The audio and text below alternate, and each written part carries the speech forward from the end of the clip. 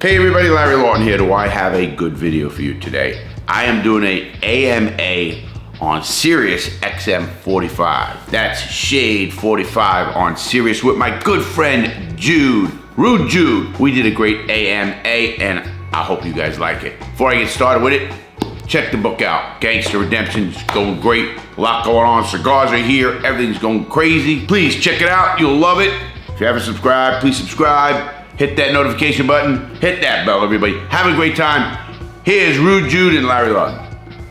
Hey, question for Larry, man. You said you spent about 3 years, I think, in prison, or at least 3 years. So I just want to ask, maybe after 11. No, I spent 3 years in the hole. All right. So throughout that time, did you ever have an orgasm? Every fucking day. I mean, you jack off all the time, obviously, you know, when you say it like that. All right. I mean, obviously, everybody masturbates. In fact, you know, we make what they call a fifi. Fifi is with a rubber glove and towels, and you use like a lotion, you know, the lotion, and you use that, and you literally make a sex doll, and you put it between your mattresses, you put it under your pillow, and you hold down on that. There's ways you can, of course, you know, obviously. Listen, everybody has to have an orgasm. If you don't even jack off, you're gonna have a wet dream. So, in fact, I went to the hole in prison for jacking off at 1 a.m, and they threw me in the hole for 30 days. I ended up suing the Attorney General, John Ashcroft, or Alberto Gonzalez at that time. I sued the warden, I sued everybody. They transferred me all around the fucking country, but they stopped fucking doing that. And But wait, let me ask you something, Larry. They would send people to the hole for jerking off. well, listen, I was it now. If you're jerking off on a woman guard is at the counter, and you're sitting there like a fucking pervert, I get it. I'm laying in my bed at 1 a.m, Jude. Yeah. Nobody in the cell. I got a single cell. I'm sitting. I've got a fuck book. I'm doing my business. I don't know. I'm done. Door knock, 1 o'clock, 1:30 in the morning, I hear, Lawton, lock up.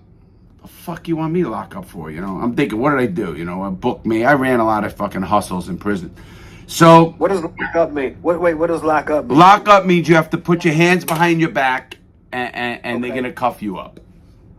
All right. So... Sorry, I'm just ask questions if I don't know. Yeah, that's cool. You know that, bro. So, lock up, and then I get up, they lock up, they put my hands through the fucking chute, and I fucking go out, and I go down to the, you know, into the hole, the shoe they call it, special housing unit, or we call it the hole. They have special housing unit, we call it the bucket, the shoe, whatever you wanted. The shoe is special housing unit is what the prison calls it. Well, Right.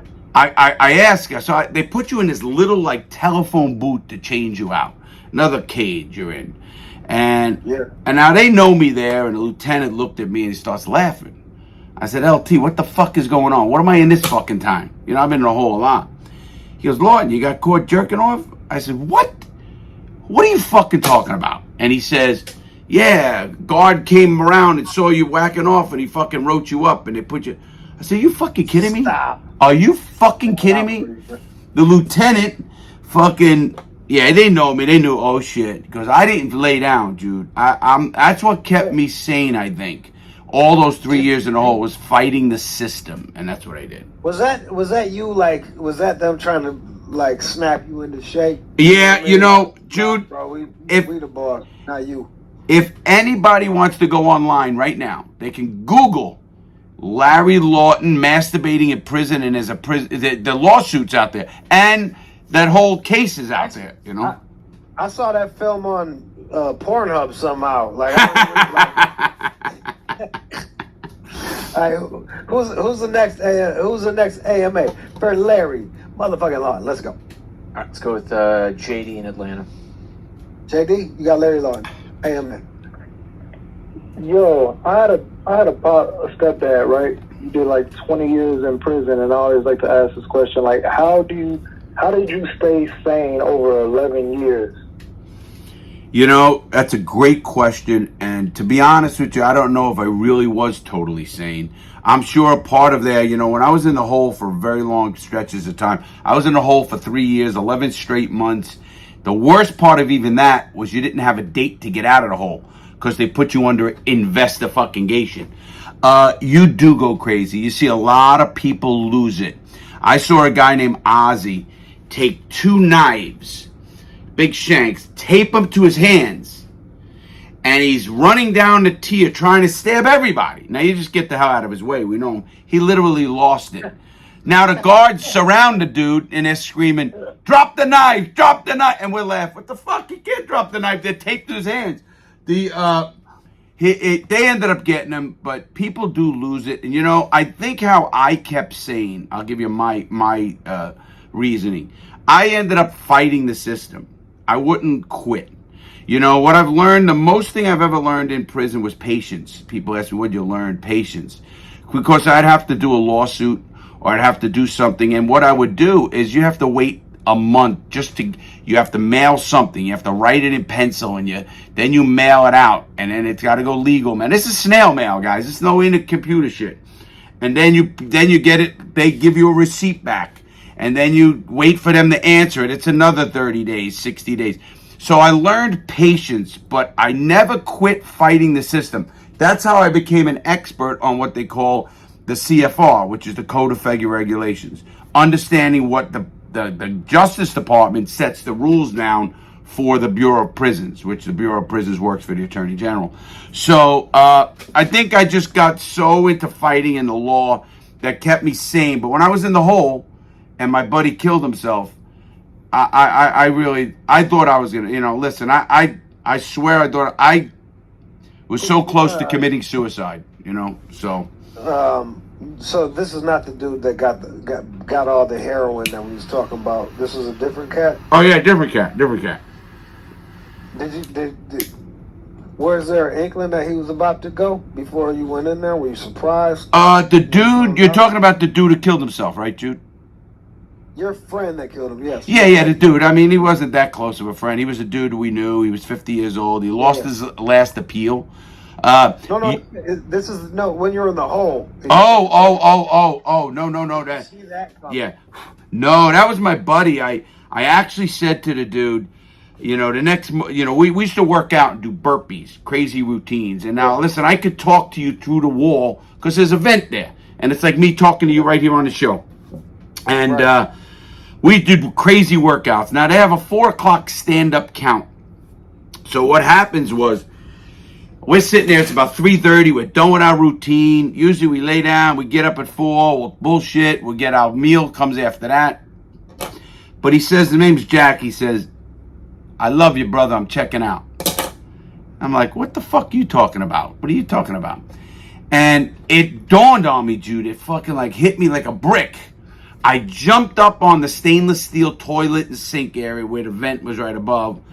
And I get in the vent and I said, man, Jack, lay down, man. Don't be stupid, man. He doesn't say anything. And I fucking go back to my bunk. And at 4 o'clock, when they go by his cell, they stop. They hit their alarms. They call them the deuces. You hit the deuces in the phone in prison. And that makes all the guards come running. And they said, man down, man down. And the reason we know he died, Jude, is because they recount.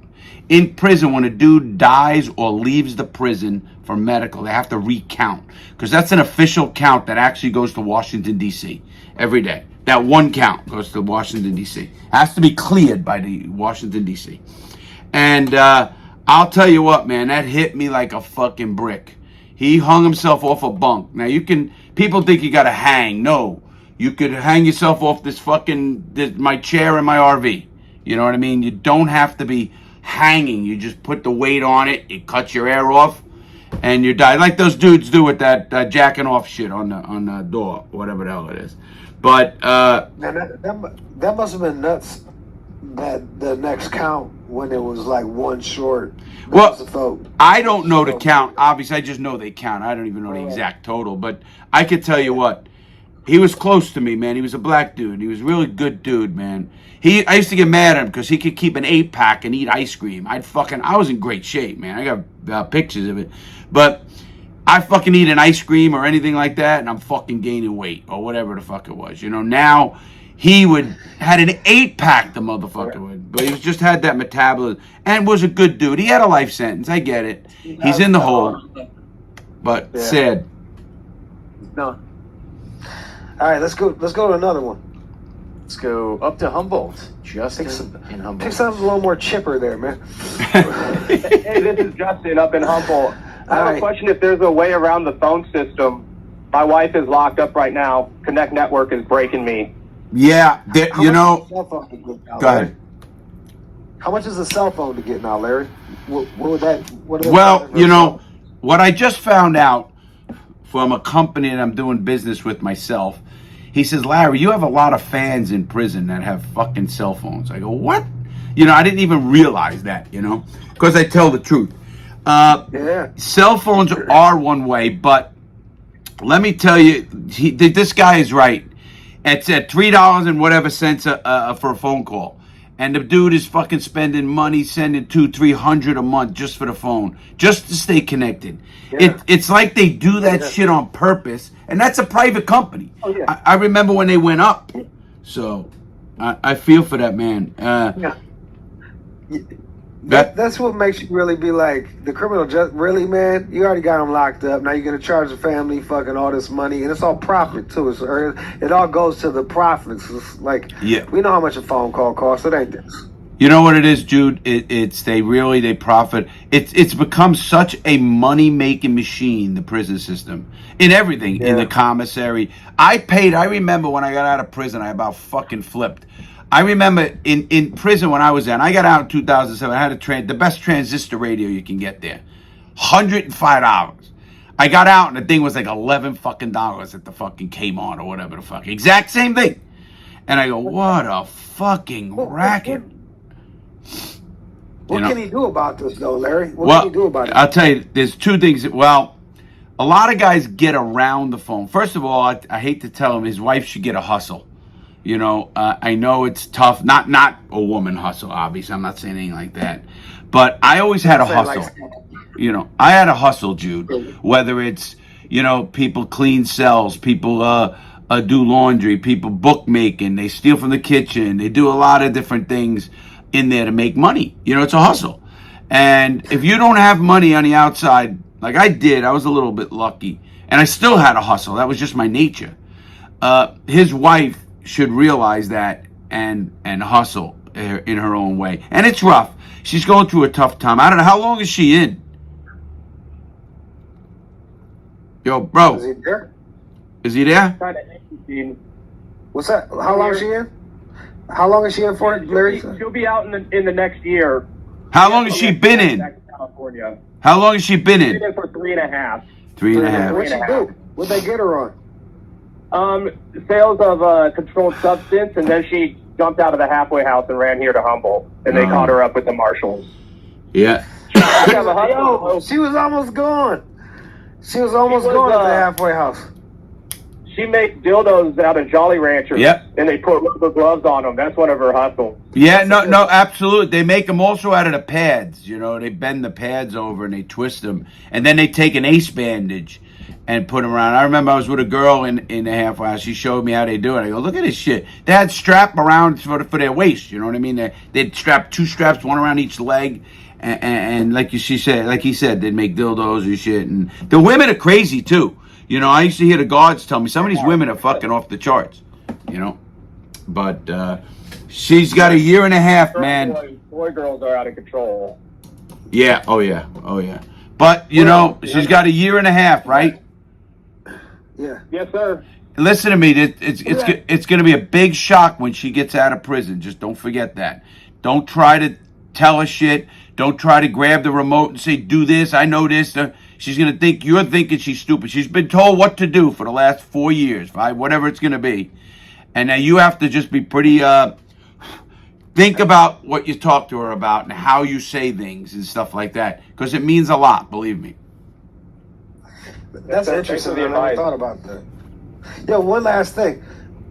For some years, did she like couple up with a chick? Or is she just solo?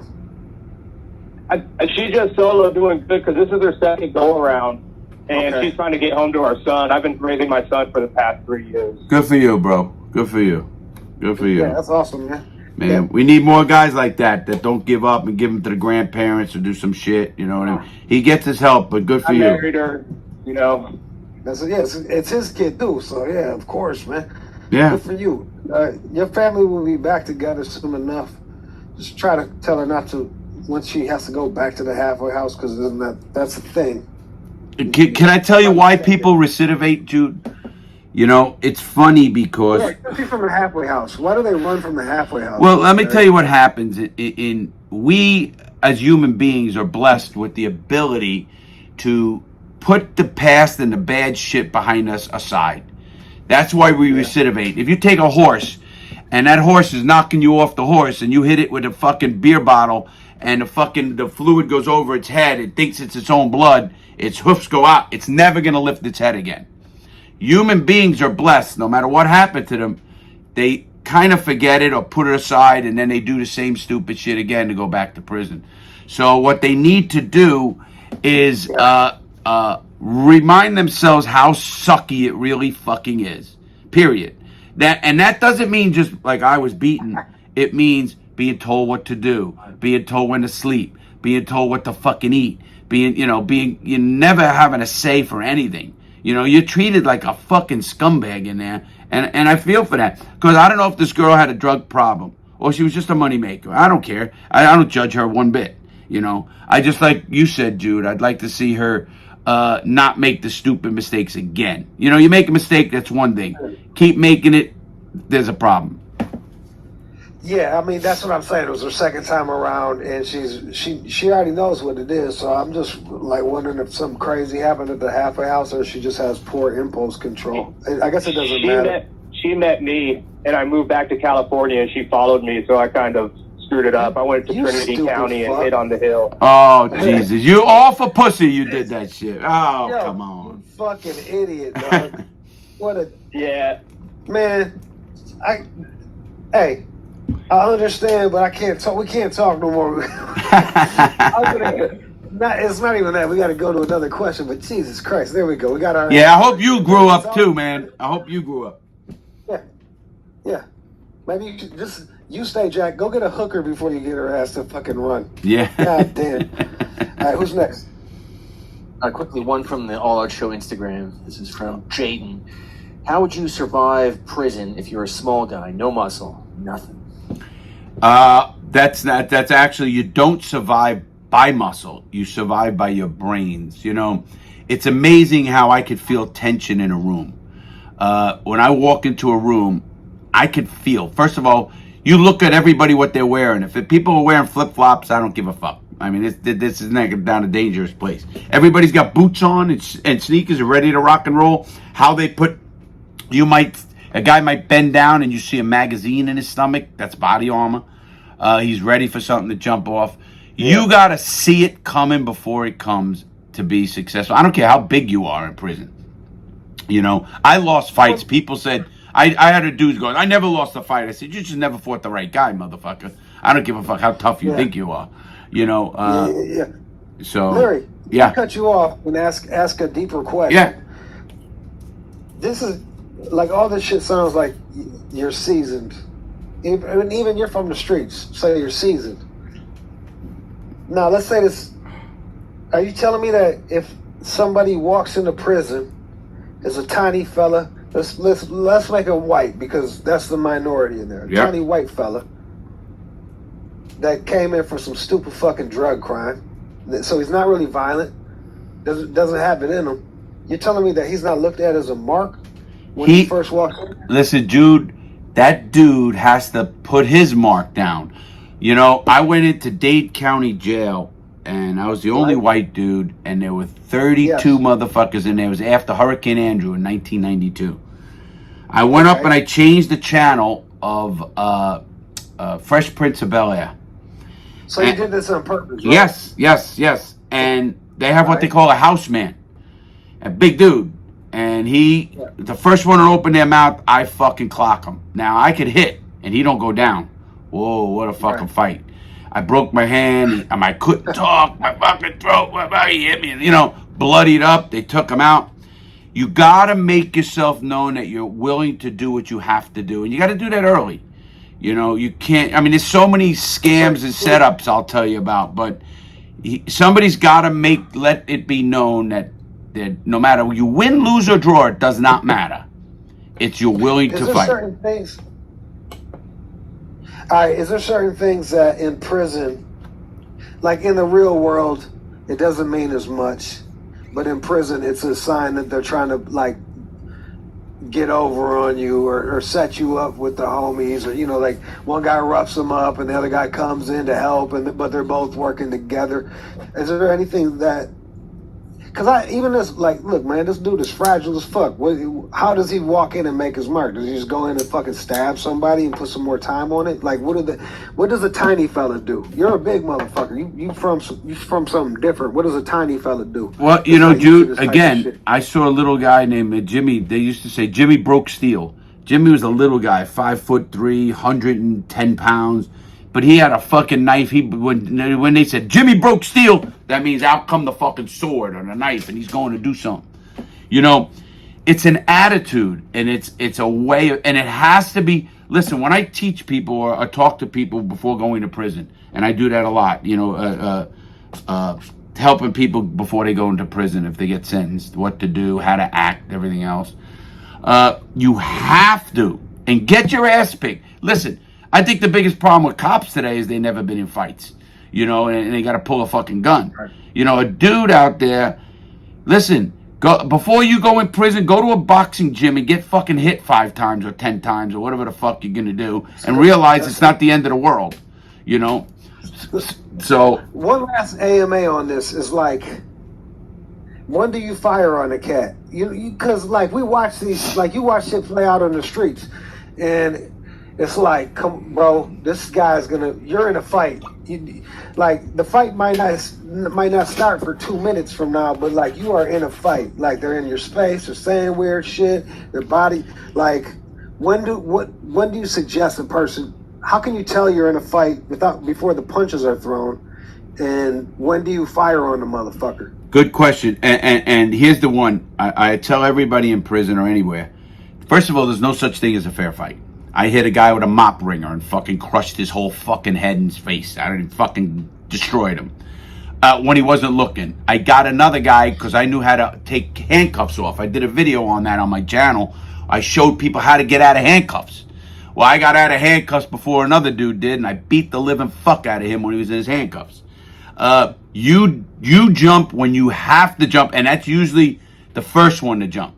You know, win, lose, or draw again.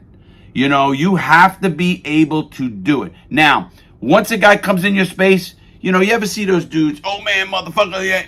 Oh my, please, if they did that to me, I would fucking rip their fucking esophagus out. You know, that fuck, oh man, come on, with their hands down. It's just, I've seen some guys with hands that will fucking fuck you up. And I actually talked about it on my show with Randy Lanier. Randy Lanier was one of the biggest pot dealers in the world. And his last load of dope was 165,000 pounds. Think of that, 80 tons, 52 million. Anyways, a friend, you know, and he comes on my show, Jude. And people who were watching the show said, holy shit, you two, it was like you two were in a zone. You were talking so much because you knew everybody in the joint, because we knew everybody. We knew the tough guys. We knew things. You got to jump first. I always say first. And you go, how do you know you're first? Because if you're not first, you're going to be on your ass. How's that? You're a little guy. You get hit first, boom.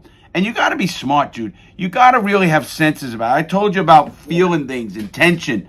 You know, you can see the way a guy positions himself. You should see the way a guy just carries himself. Does he look around? Is his eyes darting? Is his, hand? There's so many telltale signs of a guy's on edge. And, you know, obviously, if you could avoid fights to begin with, that's the best thing to do. I've been in riots, and, you know, my buddy Ron and I are standing against the wall, and we're watching this shit, man. And we were both been in the joint for a long time, man. Ron was to this day, he's a good friend of mine, 70 years old. What a convict, man.